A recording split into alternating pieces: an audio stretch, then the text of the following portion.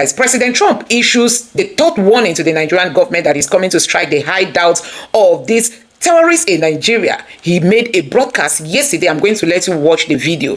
But before then, take a look at this headline. This is coming directly from the White House Twitter handle. And it says, Christianity is facing an existential threat in Nigeria. The United States cannot stand by. While such atrocities are happening there and in numerous other countries, we stand ready, willing, and able to save our great Christian population around the world. This is Trump speaking. You are going to be watching the video where he made a broadcast. Now, this person reacted and said, President Trump means business. This is the third warning. Now, after Donald Trump made this broadcast yesterday, this morning, here is the latest headline. It says, U.S. military draws up plans for airstrike in Nigeria. So plans are already on ground to strike. So guys, there is no going back on this. Now, I'm also going to allow you to take a look at some northerners are already making U-turn on their position on this criminality happening in Nigeria. Somebody like Adamu Dalba, who was once said to have been a sympathizer of Boko Haram, is now calling it a genocide. And also, you are going to watch the governor of Plateau State also calling it genocide. Then you are also going to see the bishop who actually went to the USA to make presentation on the level of crime in Benue, because many churches have been shut down,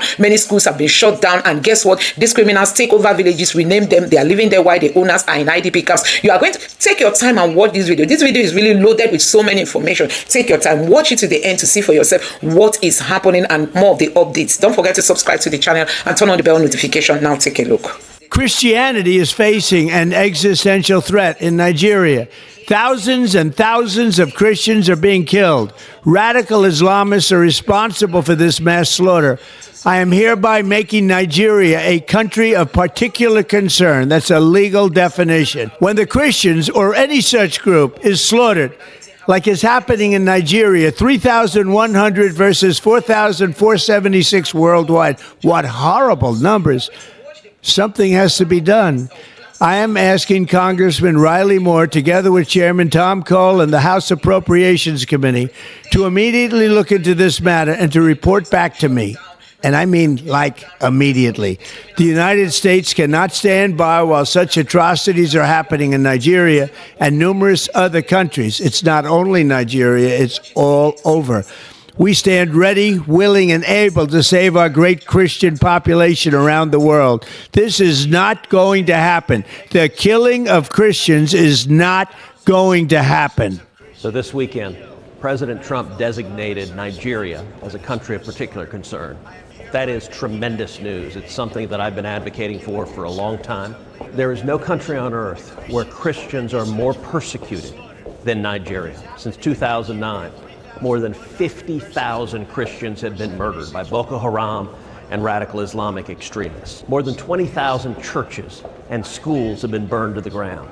I introduced legislation to direct the administration to designate Nigeria as a country of particular concern. President Trump has done that. Thank you, President Trump. We're going to keep the fight going to protect Christians and to protect religious liberty. Categorization that it's a genocide. I actually, when I look at the damages, when you look at the total number of the people that have been killed over time in Nigeria, and they are killed defenseless in villages, sleeping in their homes, then what can you call this, for God's sake? You think there's a genocide? I think it's actually pure genocide, because you just come and kill people just like that. And this thing has been happening. What has happened on the plateau is not a clash between farmers and herders. Please hear me and hear me well. What has been happening is genocide, and I want the international community to note it. We think we know those behind it. We are coming after them. Already a number of arrests have been made, and we know that those arrested are only agents of the masterminds behind these attacks. I spoke on just a minute. I spoke on this program some years ago when an Al-Qaeda member was appointed a federal minister in Nigeria. And I remember I said it publicly, because we are living sacrifices. Why is that happening in a nation? And why are we pretending? Indeed. Fulani Oshun, Fulani Ekiti, Fulani Sokoto, Fulani Kasina, Fulani Kaduna, Fulani Plateau, Fulani Benue, Fulani Taraba. Are you the only tribes in Nigeria? Benue State is about 98% Christian, with very few Muslims living in towns. Nigeria and eventually my diocese and the state of Benue have become, in recent years, one of the most dangerous and insecure places for Christians. Christians and Muslims are nearly evenly divided among Nigeria's large population of over 200 million persons. Islamist extremists are fiercely contesting the possession, control, and governing law of the land, especially in the country's northern and central regions, the latter of which is where Benue is located. There are constant ethnic, political, and religious conflicts over land and allegiance. Constitutionally, we are a secularist country, but our unity has been fragile. Political and religious actions and even public speech have been carefully managed to avoid accusations of religious bias and political tensions. Today, the clear influence of Islamist extremists has changed the traditional social dynamics of tribe, ethnicity, religion, and the social status in Nigeria. Because just recently, at the beginning of the Ramadan fast, 12 states in northern Nigeria have declared closed schools so that they attend to this. And you can imagine which other country in the world does that. Saudi Arabia is not doing it. Afghanistan is not doing it. Baghdad is not doing it. But then Nigeria is practicing. What kind of Islam are they practicing? 12 states. And not only Muslims are living in these places. What happens with the educational program or curriculum of the country? But this is what we are going through every day in Nigeria. A long-term Islamic agenda to homogenize the population has been implemented over several presidencies through a strategy to reduce and eventually eliminate the Christian identity of half of the population. This strategy includes both violent and non-violent actions, such as the exclusion of Christians from positions of power and adoption of such church members, the raping of women, the killing and exploitation of Christians, the destruction of churches and farmlands of Christian farmers, followed by the occupation of such lands by the Fulani herders, and also changing the names of these villages. They are taking over the places, so you clearly see an expansionist approach and Islamic, and then they are making the people now flee and leave their villages, and they conquer it. The quest to Islamalize the land appears high on the agenda of some of the powerful and influential Muslims in Nigeria. There is a campaign to take land to spread Islam, and there is the hemorrhaging of Christian farmers from the central region of Nigeria and Benue State, and Makurdi Diocese in particular, as they are forced to abandon fertile lands that used to feed the nation, which classify Benue as the food basket of the nation. Militant Fulani herdsmen are terrorists destroying society. They steal and vandalize, they kill and boast about it. They kidnap and rape, and they enjoy total impunity from the elected authorities. None of them have been arrested and brought to justice. This is supported by the corrupt system in which we operate and the abject poverty among us, which allow the criminal to easily attract more recruits and prey on more victims. Why is this happening? Is it really a religious war? Like in the past, many jihadists are motivated less by religion than by spoils of war and use their religion to impose themselves. In my diocese, the spoils consist mainly of fertile, well-tended land organized around my parishes or so. The jihadists come and adopt and kill the priests, leaving thousands without support and basic human services. And of course, when they disperse the people, the inhabitants, or the citizens, or the people of the lands, they take over. And any attempt to go back and take care of your farms, surely you get killed. The Makurdi Diocese in Benue State has been the epicenter of the invasion by these herders, who are more like hired guns of cattle oligarchies, who manipulate religion to rally the herders to eliminate the Christian population and cleanse the land in the name of Islam. This objective is behind the relentless attacks against Benue's villages. When we call for help to the police and the army, they do not come. At the end of 2024, several villages were warned by the attackers of the upcoming violence, and the leaders called the police for defense ahead of time. But they did not come, and the Christian massacres, almost customary, took place, killing hundreds in Plateau and Benue, with the worst massacre claiming 47 people. The militant also burned down the 8 Catholic churches of St. Mary's Parish in the Diocese of Boko, which in Benue State, as well as the parish house, clinics, schools, and other houses. The militant Fulani herdsmen bear on defenseless villagers without consequences. They follow orders to conquer, kill, and occupy. They attack even those who have managed to escape into our IDP camps. Thereby, they have no place to run to. And it is unfortunate that the police system in Nigeria, orders have to come from above. And such that once there's a call, and they say they have never responded. And by the time they arrive, these people have left and the people are now living in the pool of their blood. What I have recounted above is happening not only in Benue State. I believe our experience in Benue is symptomatic of what is happening elsewhere in large parts of Nigeria. The experience of the Nigerian Christians today can be summed up as that of a church under Islamist extermination. It is frightening to live there. Apart from the violent campaigns and attacks against Christian villages, there are now attempts by the Islamic Council of Nigeria and various Islamic groups to impose Sharia law on the Christian populations. Already, 12 states in the north of Nigeria are under this sectarian religious law, and attempts to extend the same to the south of Nigeria, which they have started. This month, governors in the north decided appropriately to close all schools and education institutions during the months of Ramadan, leaving millions of students without learning opportunity for 5 weeks. We live in fear because at any point it can be our turn to be killed, but to remain silent is to die twice. So, I have chosen to speak. I speak on behalf of the millions who are in the camps. In Benue State, in Makurdi Diocese alone, in my diocese, I have about 9 camps. 9.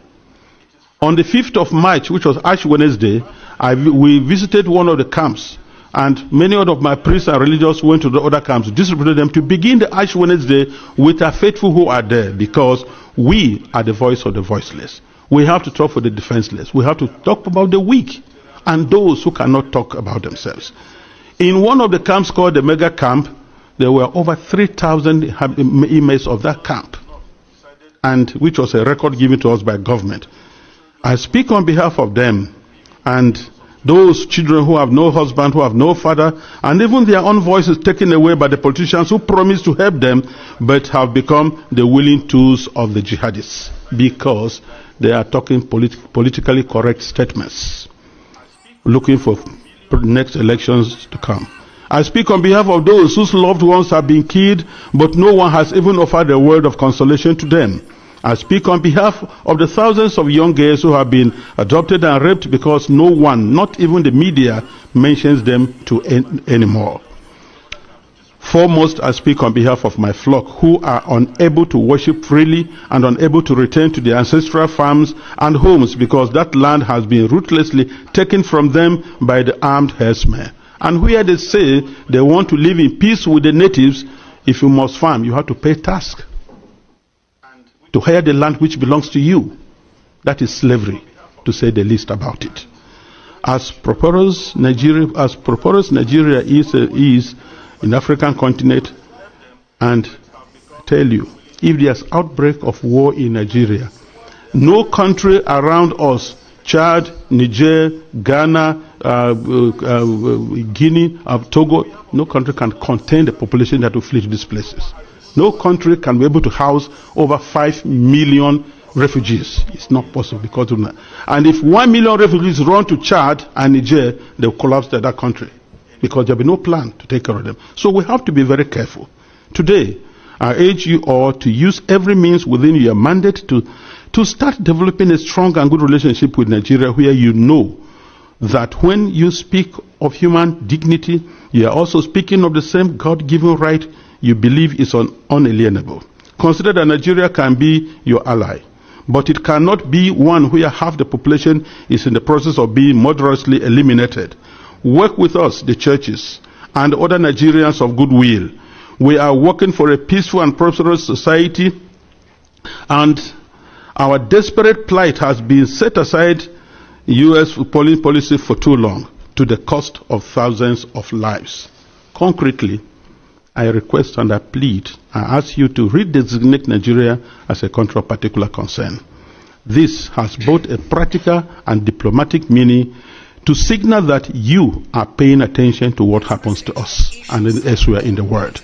Because the policies the government is trying to put in place, so that to return the IDPs, build camps for them, relocate them from their homes, it is not durable and it will not work, because the government has already the population that is not able to take care of, and then you have over millions of people in the camps, and you want to relocate them to where?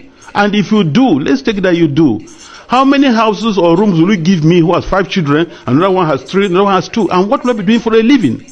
These people previously never begged anybody for food.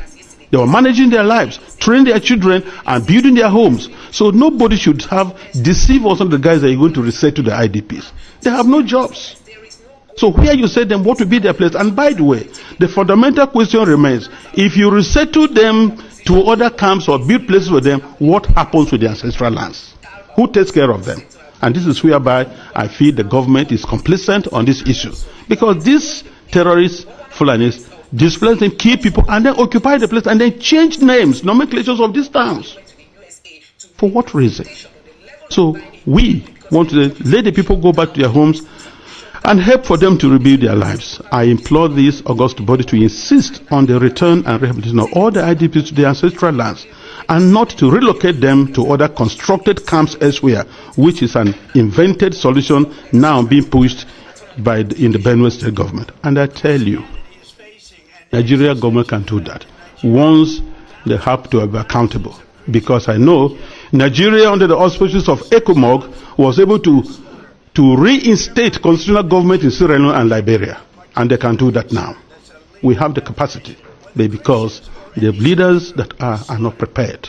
And I think that's whereby I look, it's not just conspiracy of silence, it is aiding, abetting, and supporting these terrorists to keep doing their work. This is my plea. Thank you very much for this attention. They are the ones fueling, they are the ones empowering the bandits. You will see the video that you will watch. You will see the bandits moving around with AK-47, with sophisticated weapon, sponsored by politicians in this country. All right?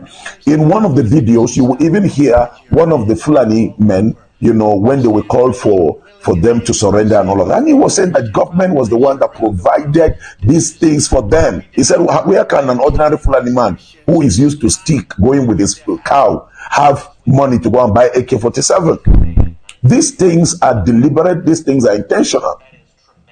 And it is not about Donald Trump, threatening that he's coming to war against Muslims. He cannot. He's saying, I am coming after the terrorists. So if now you say that the Muslims are being killed, why don't you open up your arm and say, come and partner with our government and deal with these terrorists? You will see the video that took place just last year or so, if I remember, of the American missionary that was taken by these terrorists, and they demanded 1 million. If not, they will kill him. America sent in their men from America, and they rescued this missionary unhurt. That is just one citizen. How can we be losing tens of thousands, and we're politicking, talking all kinds of foolishness and nonsense over the lives of people, blaming, it is not only Christian, it is Muslims also. So are we competing on the number of dates? The reality is that Christians were the first. Christians were being massacred based on their faith. There is a video you're going to see, and I challenge the chief of defense staff who came out to say there is no persecution of Christians in Nigeria. You are a liar. You are a liar. Just look at this video. This is something that happened day before yesterday, of a church that was demolished in Maiduguri. Just yesterday. We experienced one some few months ago. And I am asking the Borno State government to act on this matter. We will not take it lightly. We are all citizens in this country.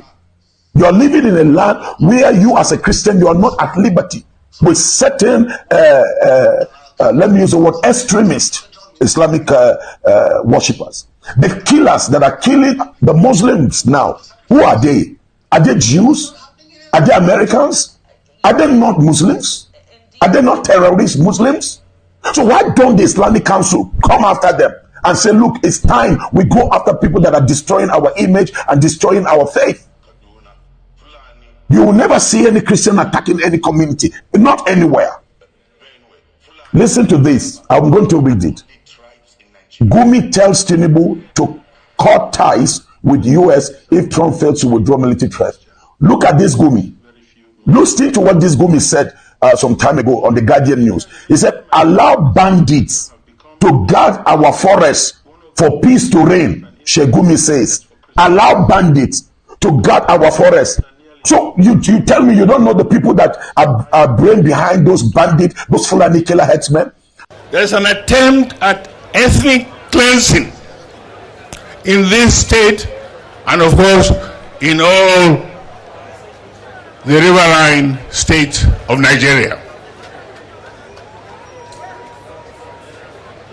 We must resist it. We must stop it. Every one of us must rise up. The armed forces are not neutral. They collude. They collude. They collude with the armed bandits that kill people, kill Nigerians. They facilitate their movements. They cover them. If you are depending on the armed forces to stop the killings, you will all die one by one.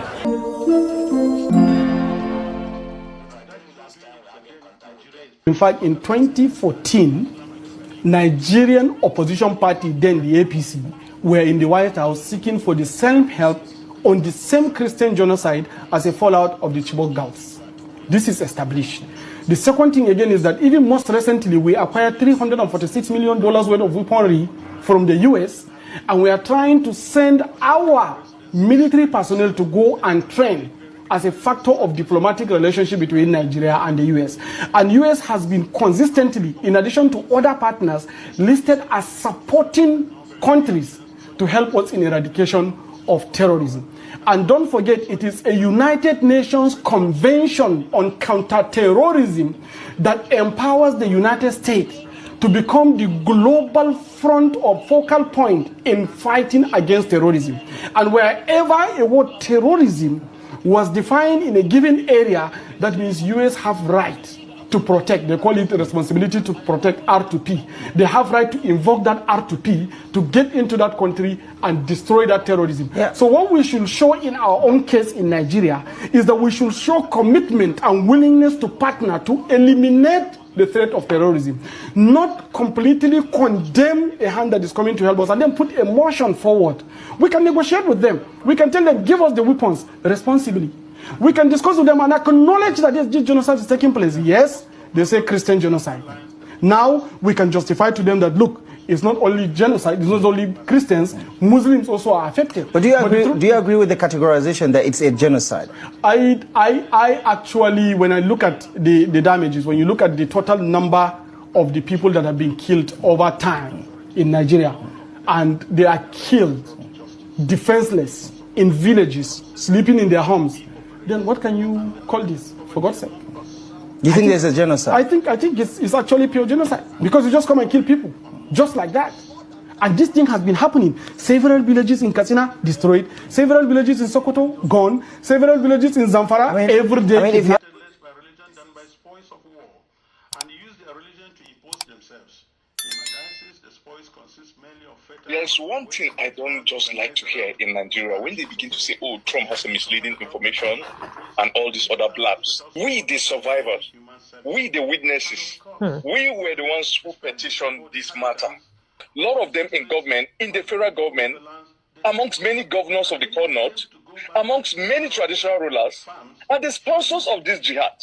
America did not sow motto in law, that is on your own, on their own, stand up to say they are going to fight this issue in Nigeria. No, it is Nigerians that begged for help. I included. I wrote to Ted Cruz. I wrote to Senator James Langford, the senior senator from Oklahoma. They've been pursuing this even that week before Trump designated Nigeria, elevated Nigeria's status to that of a country of particular concern. He did that last Friday. On Tuesday, I already knew about it. These people have more intel than even Nigerian government have themselves. I'm telling you because I've related with these people. Their intelligence, it is from these people that I even begin to know stories about Nigeria that I never knew. These people are the owners of the technology we use. Today you'll be talking to me, we will be talking straight away. You say, oh, let's talk on WhatsApp, because you feel that you want to talk through an encrypted platform. But these are the people that own it. So it's not encrypted to them. You say, oh, let's talk through Facebook Messenger because it's encrypted. It's not encrypted to them. So me as a victim from Yerwata, my own land, my own ancestral land, they've been killing almost every week, every two weeks. The difference between what happened on June 13 and 14, the massacre of about 278 people, was because of just the sheer size, the sheer number. But we've lived with it for the past 10 years, that every week they will come, they will kill 10 of our people, they will kill 8, they will kill 13. And let me tell you the extent of government complicity in this. Do you know that soldiers in Yerwata have been involved in the killings of our people? Soldiers in Yerwata and in Ude. Soldiers? Where in the world have you seen communities protest against deployment of soldiers, if not Nigeria? Communities across the plateau, communities across southern Kaduna, communities across Benue have on countless times protest for the withdrawal of soldiers. In other places in the world, when they deploy soldiers to crisis-prone areas, the people begin to become assured and secured. But not in our place, because in our place, look, when Yerwata was attacked on June 13, there were soldiers in the primary school. They did not shoot at these terrorists that came in over 100 bikes. No one gunshot was targeted at this terrorist. And they killed how many of my kinsmen that night? I drove to my village first thing in the morning that day after the attack. Do you know that out of the 13 people that were killed, these 13 terrorists that were killed, 3 of them were serving soldiers with their ID card, Fulani soldiers with their ID card in their pocket. A thief woman was going to fetch firewood. So she passed a Fulani guy who was repairing a bike. He squatted and was trying to fix something in a bike. And she saw blood stains on his body. So she went back to the village and raised an alarm. That she saw a Fulani guy with blood stains. Of course, that's a ground for suspicion.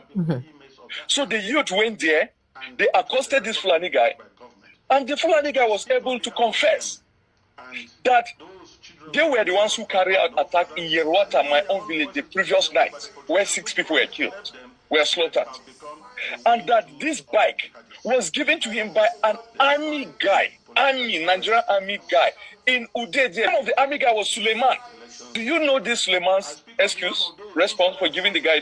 He said, no, he didn't know the guy. But when the guy came yesterday, and the guy complained that a snake has beat his brother, so he gave him the bike to convey the brother to the hospital. So who is the brother that the snake has beaten? Okay. Inshon are the brother. Inshon are the brother. No, who is the brother? There was no brother. Greetings from wherever you're watching from.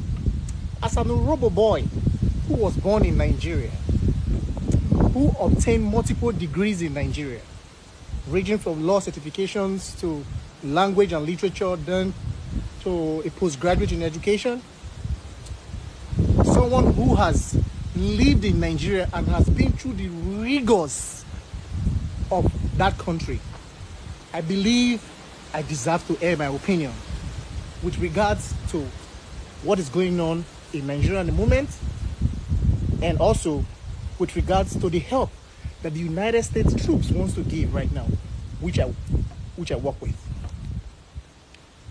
Now, I'm going to be very brief and quick, and I'm going to highlight in 5s the disadvantages that Nigerians feel would come with foreign troops coming to help, and the advantages of Nigeria and Nigerians allowing the United States to come savage the situation in Nigeria concerning terrorism at the moment. I highlighted some of them, so I'm going to quickly hit on them.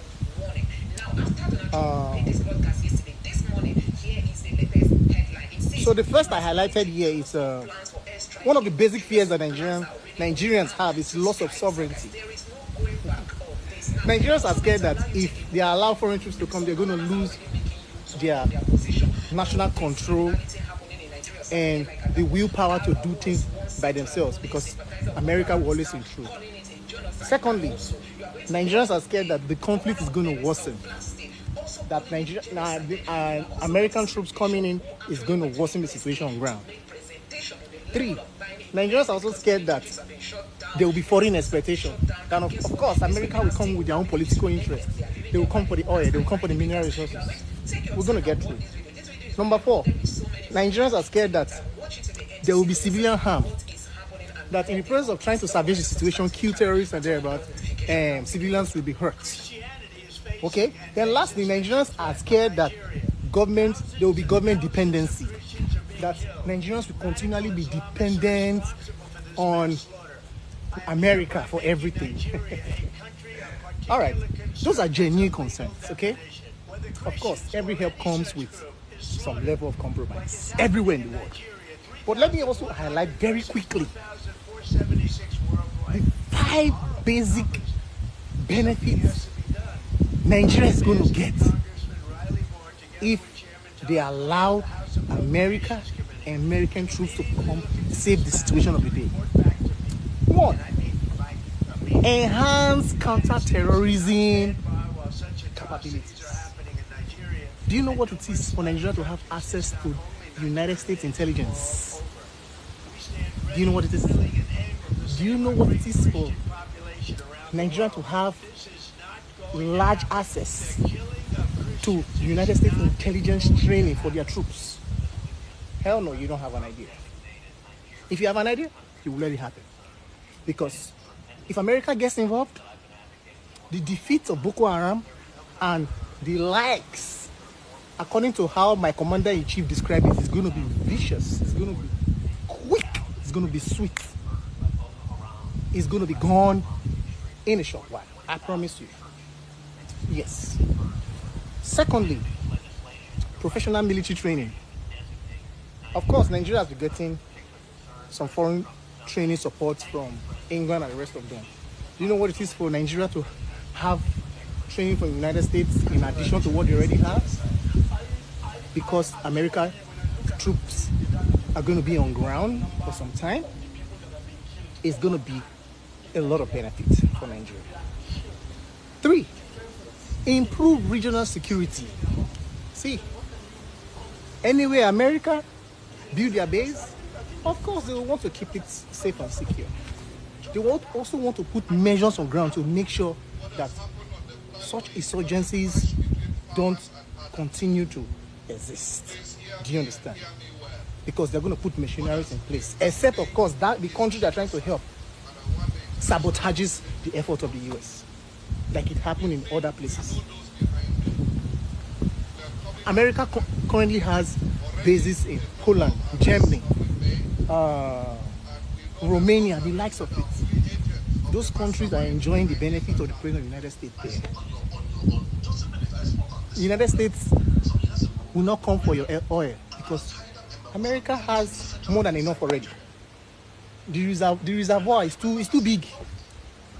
Oil is being produced in this country too. So the truth is that the time that America has craze for acquiring mineral resources from other countries has depleted. Yeah. The true intention of coming in right now is to really help. Then also, apart from that, there will be strong diplomatic and economic ties. All those red tapeism that we used to go through to acquire those little aids that we seek, that we always need from foreign countries like America, will be reduced. There will be easy access to these things. We cannot deny the fact that we don't need help. Then finally,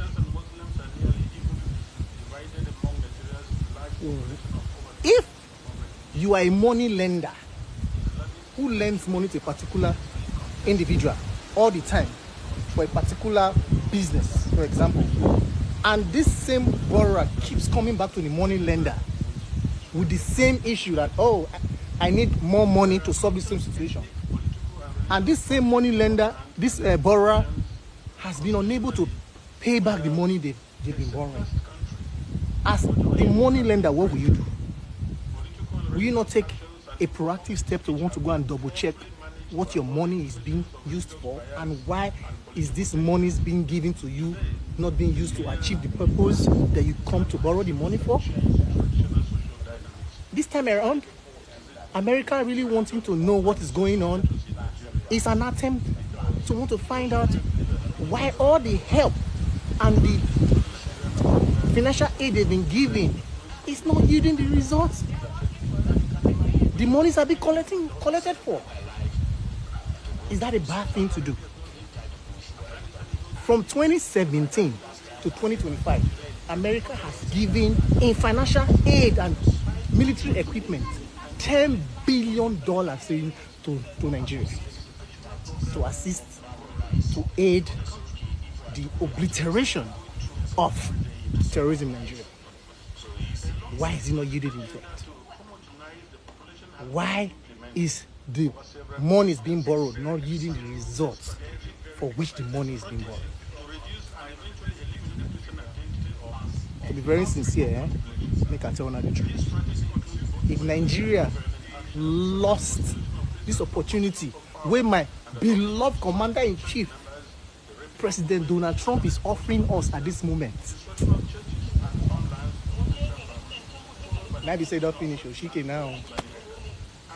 It will be hard to bounce back from, because it is clear that there is no good intention on the part of people who are in charge of the affairs of this nation to want to end the situation, because it is obvious that these guys keep making money yearly from over bloated budgets on security and insecurity. We see it every year. So what makes you feel that anything is going to change? I have family in Nigeria. I have siblings in Nigeria. I want everybody safe. My plea is that the people should continue to seek, to clamor, and wish that this help that United States troop is willing to give at this moment is taken before it's too late. Kokori boy to the world. US Army signing out. Good day, Nigerians. I want to thank you very much to keep you updated with all that is going on. We thank God for the prayers that is going on. We also give God the glory for the responses of Nigerians, both at home and in the diaspora. Thank you for also signing the petitions. Thank you for also making sure that our government does what is right. And don't forget that on the 29th of this month, November, we're going to all come out to pray for our country, and especially with the situation that we have been confronted with. Now, we have to tell ourselves the truth. I keep saying this, and I will not slow down in telling us the truth. You see, the North is a major problem of itself, especially with a segment of people, certain elites. I tell you that certain northern elites are behind what is ongoing. Now, there's a twist to the narration going on that Donald Trump is coming to wage war against Muslims and that they're coming to steal away our resources. In the first instance, can I ask you, all these years you've been living in Nigeria, how much have you enjoyed the resources of this country? That's the question you ask yourself. Let me read another one by Pantami, the former minister. Listen to what he said on People's Gazette. He said, Boko Haram terrorists are our Muslim brothers. Shouldn't be killed like pigs, Minister Pantami said. Boko Haram terrorists are our Muslim brothers. Do you hear? Let me read what the Sultan said. The Sultan is the one that is the head of Makban. The Sultan is the head of Mayati Allah. So the Sultan can stop this genocide, this killing, just what happened day before yesterday in Kanu. They can stop it. Listen to what Sultan said. You fight Almighty Allah when you fight Boko Haram, Sultan of Sokoto. You fight Almighty Allah when you fight Boko Haram. Now these are the people.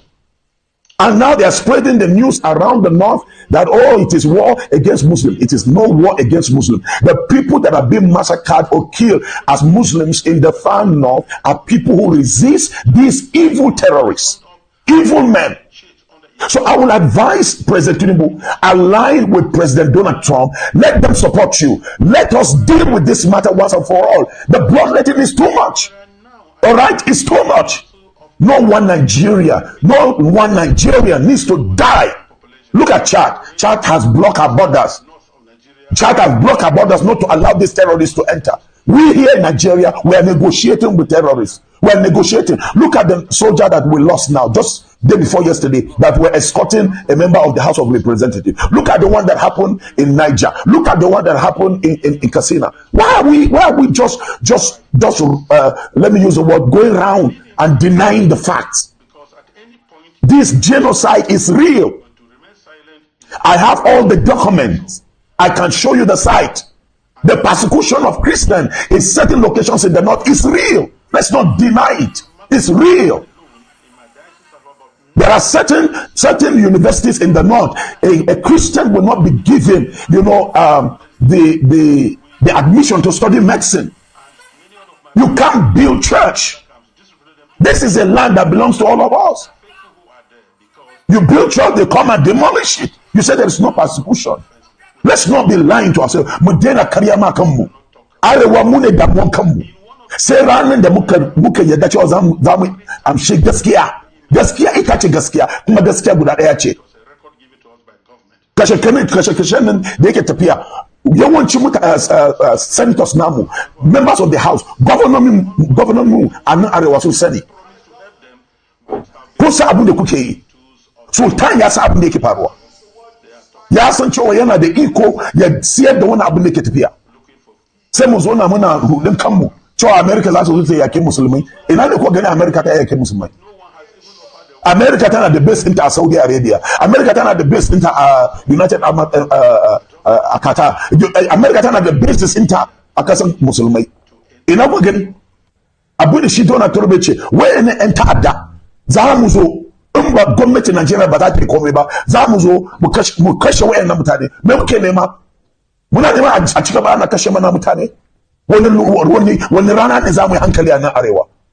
Duba talauci da yake nan, duba wahalar jama'a, duba abin da mutane suke fuskanta. Sai ana bar malamai suna siye akan pulpit, akan magari, suna ta magana banza kawai. Wai arne kaza nonsense. This evil, you must stop it. You must stop this evil in the north of Nigeria. Let's face the truth, okay? The life of one person, my Muslim brothers, my Christian sisters, whether it is an enemy, is very important. You don't have the right to be killing people, to grab their land. Right now, I want to admonish the government of Nigeria, all the communities that have been, the people have been sent away, and the terrorists are living there. Go and prove to Nigerians that you're ready to clean up. Those villages are occupied by the terrorists. You know those places. Let's stop lying to ourselves. Let's stop lying to ourselves. And I want to admonish every Nigerian. We must all stand with one voice. The killing of Christians is not glorious. The killing of Muslims is not glorious. But we must face the fact. We must face the fact. All of these Islamic clerics that are fueling more fire, deceiving people with deception, we must close them. Nigerian government, you know them, go after them, fight them, and then these things will come to an end. They are breeding wickedness and they are breeding terrorists in the form of Al-Majri. Why the moderate Muslims will not be allowed to survive. The moderate Muslims will not be allowed to stand. If they do anything, they come after them and kill them. We must stop this. And you, government, you know it. You have the list with you and you know what to do. And so I call on Nigerians on the 29th. We shall gather in different locations and pray and lift up our nation. And we are calling Donald Trump, don't slow down. Whatever it's going to take you to push along with the government of Nigeria, please do it. It is for the safety of humanity. It is for the safety of humanity. I feel pain for the number of soldiers we are losing every day. I feel the pain. Soldiers that are ill-equipped. Soldiers that don't have all it takes, and then they will go all over the place lying and deceiving people. Nobody can deceive us. This country, God gave it to us. This country, God gave it to us. And we must make sure we rescue Nigeria for the sake of the future generation. God must be glorified. Whether it is Christian, Muslim, or enemies, we must live well. We must live well and not allow people look at it the way they are filtering our gold. Do you know the amount of gold they are taking out is Zamfara? Do you know the amount of minerals that has been taken from Borno? Do you know the amount of minerals that has been taken from the North Central? It is all of these politicians selling it to themselves. We better rise up. And I speak to every priest, to every real imam. It's time you stand on the right side. Those terrorists that call themselves Islamic scholars, it's time Nigeria round them up. Then we will have the peace the North used to have. In those days, we will come back to that and Nigeria will prosper. May God bless Nigeria. May God watch over Nigeria. And may God sustain Nigeria. God bless you.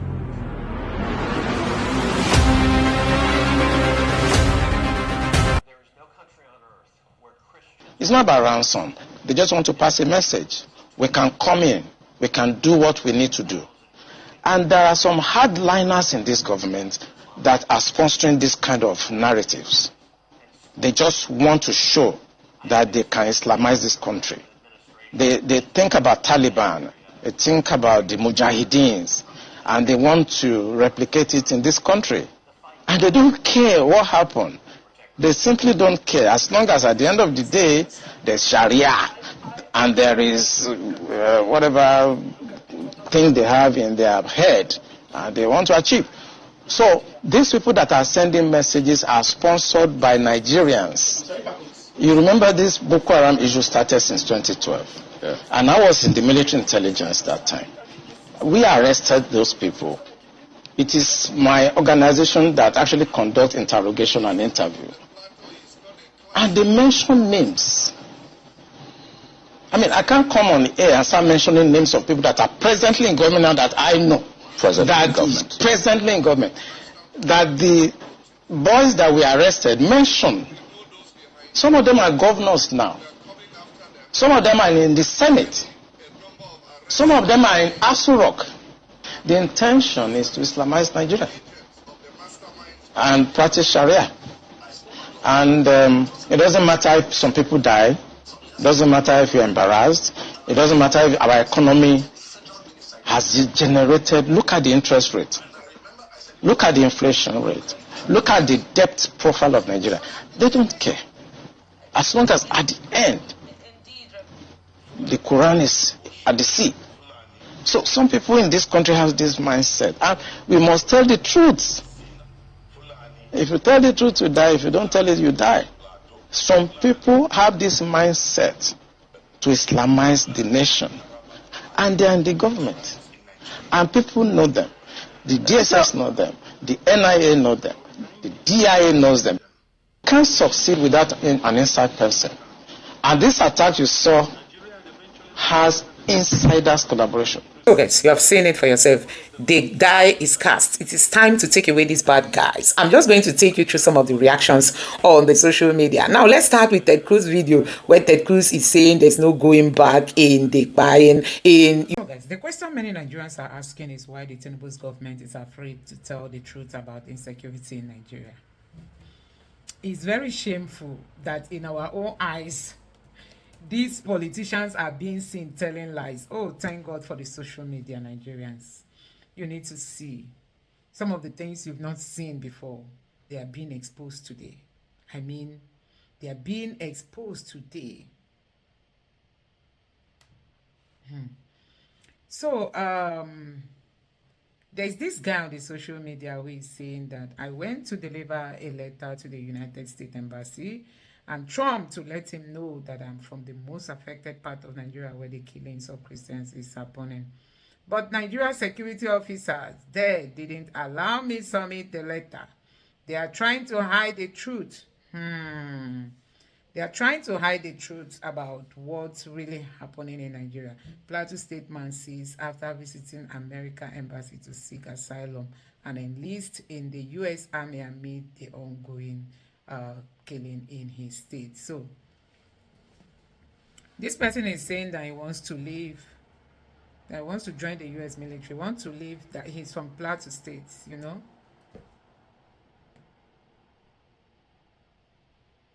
And he's saying that they don't want the U.S. to know what is happening. This man is from Plateau State. He went to the U.S. Embassy to submit a letter and also to share with them some of his experiences as somebody who has been on ground while this genocide is going on. But guess what? They say Nigerian officer there did not allow him gain access, you know.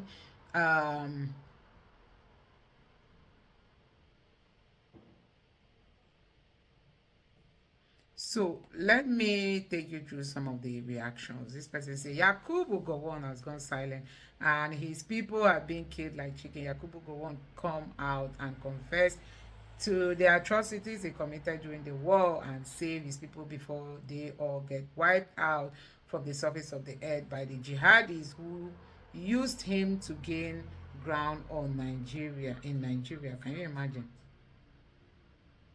This other person here say, anytime you choose to wake up in your morning, have they spoken about NSAS, what happened to the victims to date, or you think he's not aware? Anytime you choose to wake up is your morning. Can you imagine? Okay, well, this one says, the saddest irony out of Nigeria is that of the Middle Belt Christian from Plateau, Benue, and surrounding areas. They formed the bulk of the Nigerian soldiers who bled and died to secure victory for the Nigerians during the Biafran War. Really?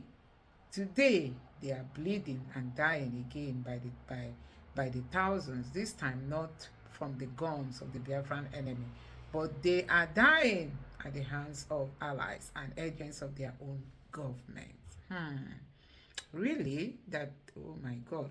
While they are telling us not to believe why they are telling us not to believe our lying eyes and spinning fantastical tales about how IPOB is bribing US senators and Trump, the Christian Middle Belters is asking himself, is this the thanks we get for our sacrifice for Nigeria at her most difficult times of need? Now, this person say you don't necessarily need to go there to submit your letter. Use your email, social media handle, etc. to reach out to them. I think this is good. And this person say the corruption in Nigeria is very strong. Criminal root, and it's been aided by powerful European and Arab leaders. I honestly believe if the leftist media and those benefiting from the corruption through illegal mining succeed in thwarting Trump's intervention, we are doomed. I mean, if they don't come, Nigeria will be gone, because these Fulanis will release their vengeance. It's not your people that are buying the Christians as you claim. If you are sincere with yourself, you will not lie but say the truth. Please, who is buying the Christians in your side? It's Muslim.